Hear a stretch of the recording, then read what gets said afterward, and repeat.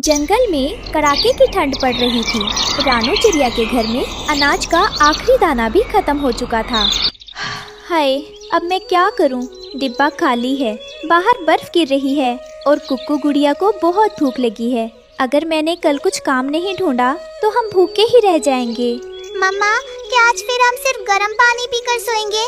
पेट में चूहे दौड़ रहे हैं। नहीं मेरी बच्ची, माँ अभी जिंदा है, तू बस सो जा। कल मैं तेरे लिए ढेर सारा दाना लाऊंगी। रात की ठंड इतनी तेज थी कि रानू की पतली चादर बच्चों को बचा नहीं पा रही थी। मम्मा, ये चादर तो बर्फ जैसी ठंडी है। मेरे पैर सुन्न हो रहे हैं। क्या हम जम जाएंगे? मेरे पास आओ बच्चों, एक दूसरे से चिपक कर बैठो। काश मेरे पास रुई खरीदने के पैसे होते तो मैं तुम्हारे लिए गरम रजाई बनाती। अगली सुबह रानू काम मांगने कालू कौवे के पास पहुंची। कालू भाई, आपके पास रुई का गोदाम है, क्या मुझे थोड़ा काम मिल सकता है? बदले में आप मुझे थोड़ी रुई दे देना। अरे रानू, तुम चिड़िया लोग सिर्फ मांगना जानते हो। रुई बहुत महंगी है, मुफ्त में कुछ नहीं मिलेगा। यहाँ से जाओ, मुझे अपनी गोरी के लिए मखमली बिस्तर बनाना है। रानू हरियाली तोती के पास मदद मांगने गई। हरियाली बहन, क्या आपके पास कोई पुराना बोरा या कपड़ा है? मेरे बच्चे बीमार हो रहे हैं। देखो रानू, व्यापार में कोई बहन भाई नहीं होता। 500 लगेंगे बोरे के। पैसे नहीं है तो रास्ता नापो, कीचड़ में सो जाओ, वहाँ मुफ्त में जगह मिलेगी। सब तरफ से दुत्कार पाकर रानू अपने सूखे खेत में जाकर रोने लगी। हे भगवान, तूने माँ बनाया तो ये दुख सहने की शक्ति भी दे। कोई मेरी मदद नहीं कर रहा, अब मैं अपने बच्चों को कैसे बचाऊं? तभी रानू का हाथ खेत की सूखी और लंबी घास पर पड़ा। अरे, ये सूखी घास तो धूप में कितनी गर्म लग रही है। अगर मैं इसे इकट्ठा करूं तो क्या ये रुई का काम नहीं कर सकती? हाँ, मुझे कोशिश करनी चाहिए। रानू ने दिन भर मेहनत करके घास का बड़ा ढेर बनाया। बस थोड़ी और घास। रानू, तुझे थकना नहीं है। ये घास नहीं, ये तेरे बच्चों की गर्माहट है। चोंच दुख रही है पर हिम्मत नहीं हारनी है। रानू घास घर ले आई पर एक नई समस्या सामने आ गई। मम्मा, ये तो सुई की तरह चुभ रही है। इसमें तो हम सो ही नहीं सकते। धैर्य रखो बेटा, माँ कुछ और सोचती है। ये घास बेकार नहीं जाएगी। रानू ने अपनी माँ का पुराना मलमल का दुपट्टा निकाला। अगर मैं इस घास को चोंच से बारीक कुतर दूं और इस कपड़े के अंदर भर दूं तो ये चुभेगी नहीं। हाँ, यही रास्ता है। रानू पूरी रात जाकर घास को बारीक काटती रही और कपड़े में भरती रही। बस थोड़ा सा और सीना बाकी है। ये देखो कितनी नरम और फूली हुई रजाई बनी है, रुई से भी अच्छी। सुबह जब बच्चों ने रजाई ओढ़ी तो उनके चेहरे खिल गए। वाह मम्मा, ये तो बादलों जैसी नरम है। अब मुझे बिल्कुल ठंड नहीं लग रही। आप सबसे अच्छी मम्मा हो।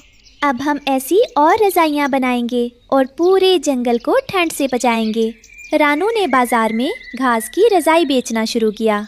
रजाई ले लो, गरम रजाई, कड़कड़ाती ठंड से बचने का सस्ता और पक्का इंतजाम। घास और भूसे की नरम रजाई ले लो।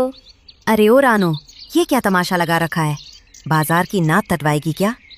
लोग यहाँ रेशम और रुई के कंबल खरीदने आते हैं और तू ये कचरा बेच रही है। सही कहा कालू जी। देखो तो, ये चिड़िया घास फूस बेचकर अब अमीर बनना चाहती है। रानू, तुझे क्या लगा था लोग इतने बेवकूफ हैं कि रुई छोड़कर तेरी ये चुभने वाली घास खरीदेंगे? इसे रजाई नहीं, चूहे का घर कहते हैं। बहन गोरी, ये कचरा नहीं है। मैंने अपनी रातों की नींद और अपनी चोंच की मेहनत से इसे बनाया है। ये सिर्फ घास नहीं है, इसमें एक माँ की ममता, मेहनत और ईमानदारी की गर्माहट है। एक बार इस्तेमाल करके तो देखो, रुई को भूल जाओगी। अरे चुप कर, बड़ी आई मेहनत वाली। मेहनत तो हम करते हैं जो दूर दराज के जंगलों से महंगी रुई मंगवाते हैं। तेरी इस घास की रजाई को तो मैं मुफ्त में भी ना लूं। ओ भाइयों, देखो, इस भिखारी चिड़िया का मजाक देखो। अब ये हमें घास में सुलाएगी। रानू, बेहतर होगा कि ये कूड़ा उठा और यहाँ से भाग जा। अपनी औकात मत भूल। तू एक मामूली चिड़िया है, कोई बड़ी व्यापारी नहीं। मजाक उड़ाना आसान है कालू भाई, पर किसी की मेहनत का मजाक उड़ाकर आप बड़े नहीं बन जाते। आज आप हंस रहे हैं, पर याद रखना, जब कड़ाके की बर्फ गिरेगी तब यही घास की गर्माहट लोगों की जान बचाएगी। मुझे अपनी मेहनत पर भरोसा है। सूरज ढल रहा था। रानू की आंखों में आंसू थे, पर वो डटी रही। तभी एक बूढ़ा कबूतर जो ठंड से बुरी तरह कांप रहा था, रानू के ठेले के पास आकर रुक गया। बेटी, क्या ये रजाइयाँ सच में गर्म हैं? मेरे पास इतने पैसे नहीं हैं कि मैं कालू की दुकान से रुई का कंबल खरीद सकूं। मेरी पत्नी घर पर बीमार है और इस बर्फीली हवा ने हमारा जीना मुश्किल कर दिया है।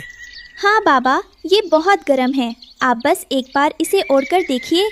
अगर आपको आराम ना मिले तो पैसे मत दीजिएगा। जैसे ही वो रजाई ओढ़ता है, उसके चेहरे पर सुकून आ जाता है और उसके शरीर की थरथराहट रुक जाती है। अरे, ये तो जादू है बेटी। इतनी गर्माहट तो मैंने कभी रुई के कंबल में भी महसूस नहीं की। ये बहुत ही हल्की और बहुत ही प्यारी है। कालू कौवा दूर से चिल्लाते हुए कहता है, अरे बूढ़े बाबा, दिमाग खराब हो गया है क्या? घास के ढेर में पैसे बर्बाद कर रहे हो। कल खुजली होगी तो मेरे पास मत आना। चुप रहो कालू, तुम लोग सिर्फ चीज की चमक देखते हो, पर इस बेटी ने इसमें अपनी रूह डाली है। रानू बेटी, मुझे एक नहीं ऐसी 3 रजाइयाँ दे दो। एक मेरे लिए, एक मेरी बीमार पत्नी के लिए और एक मेरे पड़ोसी के लिए जो खुले आसमान के नीचे सोता है। ये लीजिए बाबा, ये आपके लिए मेरा उपहार है। नहीं बेटी, ये तुम्हारी मेहनत की कमाई है। लोग आज तुम पर हंस रहे हैं, पर कल यही लोग तुम्हारी दुकान पर लाइन लगाएंगे। तुम्हारी ये घास की रजाई गरीबों का सहारा बनेगी। बूढ़े कबूतर की बातें सुनकर रानू को समझ आ गया था कि उसकी जीत की शुरुआत हो चुकी है। जल्द ही रानू की रजाइयाँ पूरे जंगल में मशहूर हो गईं। कालू और गोरी रानू के पास आए। रानू बहन, हमें माफ कर दो। हमने तुम्हारा मजाक उड़ाया, पर आज तुम्हारी इसी घास की रजाई की वजह से करीब पक्षी बच रहे हैं। क्या हम भी तुम्हारे साथ काम कर सकते हैं? जरूर तालू भाई, मेहनत करने वालों के लिए मेरे यहाँ हमेशा जगह है। रानू अब एक बड़ी रजाई फैक्ट्री की मालकिन बन गई थी। उसका घर अब पक्का और खुशहाल था। अरे बिटिया की कसम, नेकी ही असली मरहम। याद रखना बच्चों, जब इरादे नेक हो और मेहनत सच्ची हो तो सूखी घास भी मखमल बन जाती है। रानू की मेहनत ने पूरे जंगल को खुशहाल बना दिया था। हर घोंसले में घास की रजाई थी, पर एक दिन अचानक आसमान काला हो गया और ऐसी बर्फ गिरने लगी जो कभी नहीं पिघलती थी। रानू बहन, अनर्थ हो गया। उत्तर की पहाड़ियों से बर्फीला राक्षस जाग गया है। उसकी सांसें जहाँ पड़ती हैं, सब कुछ पत्थर की बर्फ बन जाता है। घबराओ मत तालू भाई, अगर हमारी इरादे नेक हैं तो कोई भी राक्षस हमारा रास्ता नहीं रोक सकता। ठंड इतनी तेज थी कि रानू की साधारण घास की रजाइयाँ भी ठंडी पड़ने लगीं। जंगल के पक्षी कांपने लगे। मम्मा, रजाई के अंदर भी बहुत ठंड लग रही है। क्या हम कभी इस ठंड से बच पाएंगे? बेटी, इस बार हमें सिर्फ घास नहीं, कुछ जादू ही चाहिए होगा। रानू मदद के लिए पुराने बरगद के पेड़ पर रहने वाले बूढ़े उल्लू के पास पहुंची। रानू, इस कड़ाके की ठंड को सिर्फ सूरज की किरणों वाली घास ही हरा सकती है, जो तपते हुए ज्वालामुखी के पास उगती है। पर वहाँ जाना बहुत खतरनाक है।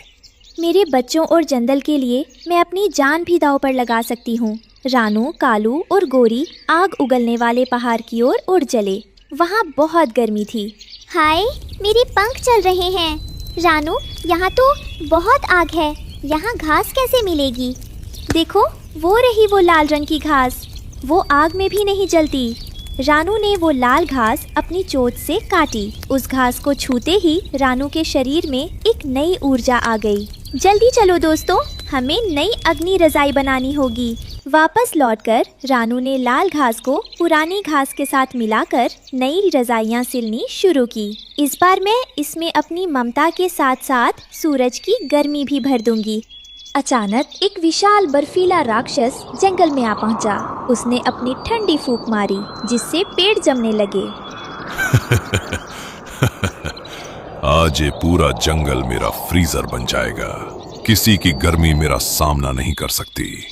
रानू ने हिम्मत की और अपनी नई अग्नि रजाई लेकर राक्षस के सामने उड़ गई।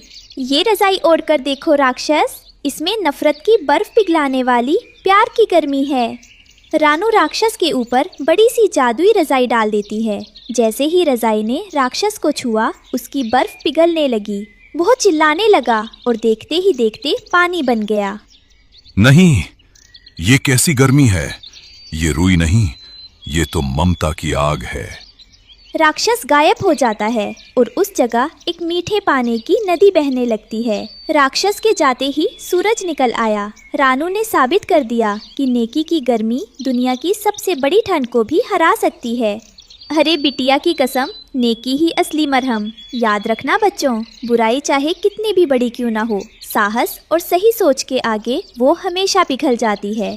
ठंड बीत चुकी थी, पर अब जंगल में आग उगलती गर्मी का मौसम आ गया था। सूरज की तपिश से नदियाँ और तालाब सूख रहे थे और पक्षी पानी की एक एक बूंद के लिए तरस रहे थे। हाय, इतनी गर्मी! कुकू और गुड़िया का गला सूख रहा है। कालू भाई के पास मटके में पानी है, पर वो किसी को छूने भी नहीं देते। मम्मा, प्यास के मारे मेरा सिर चकरा रहा है। क्या हमें कहीं पानी नहीं मिलेगा? कालू के पास मिट्टी के कुछ मटके रखे थे जिनमें थोड़ा पानी बचा है। वो पहरा दे रहा था। कालू भाई, मेरी गुड़िया बेहोश हो रही है, बस 2 घूंट पानी दे दो। मैं कल तुम्हारे लिए दूर पहाड़ से ठंडा पानी ला दूंगी। अरे रानू, पानी अब सोने से भी महंगा है। मुफ्त में प्यास बुझाना छोड़ दो। जाओ कहीं और जाकर गड्ढा खोदो।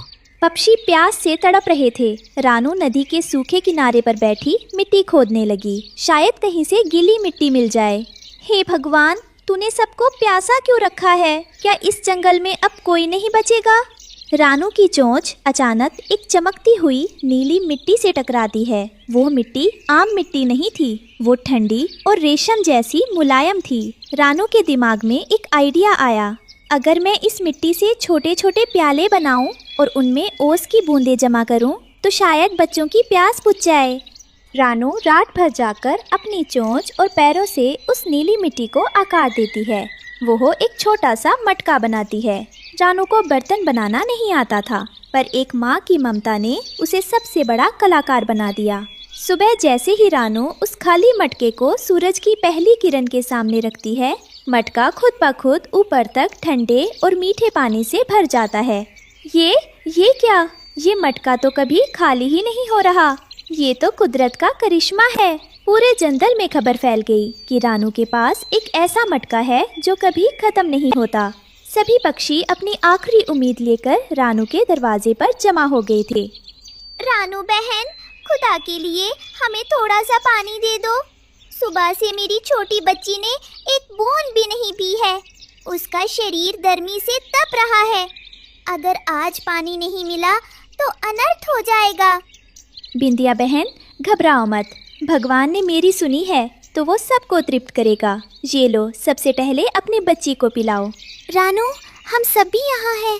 मेरे बच्चों के पैर गर्मी से झुलस गए हैं और प्यास के मारे वो उड़ भी नहीं पा रहे। क्या सच में ये मटका कभी खत्म नहीं होता?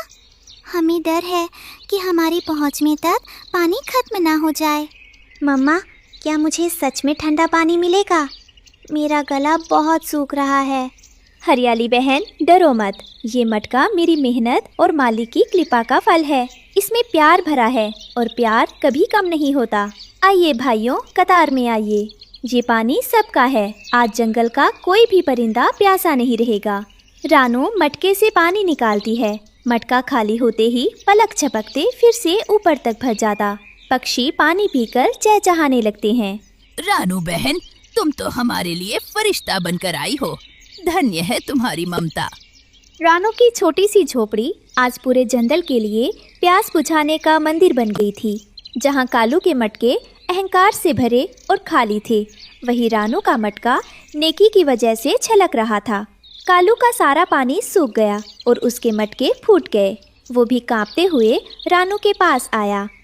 रानू, मैंने पानी छिपाया और आज मैं ही प्यासा हूँ। क्या तुम मुझे माफ़ करोगी? कालू भाई, जो बांटता है उसका भंडार कभी खाली नहीं होता। लीजिए, पानी पीजिए। रानू ने अब उस नीली मिट्टी से सबके लिए बर्तन बनाने शुरू किए। अब जंगल का हर पक्षी अपना पानी खुद जमा कर सकता था। रानू, तुम्हारी मिट्टी के बर्तन तो फ्रिज से भी ज़्यादा ठंडे हैं। जंगल में फिर से हरियाली लौट आई। रानू के जादुई मटकों ने सबकी प्यास बुझाई। अरे बिटिया की कसम, नेकी ही असली मरहम। याद रखना बच्चों, जब हम दूसरों की प्यास बुझाते हैं तो ऊपर वाला हमारी झोली हमेशा खुशियों से भरी रखता है।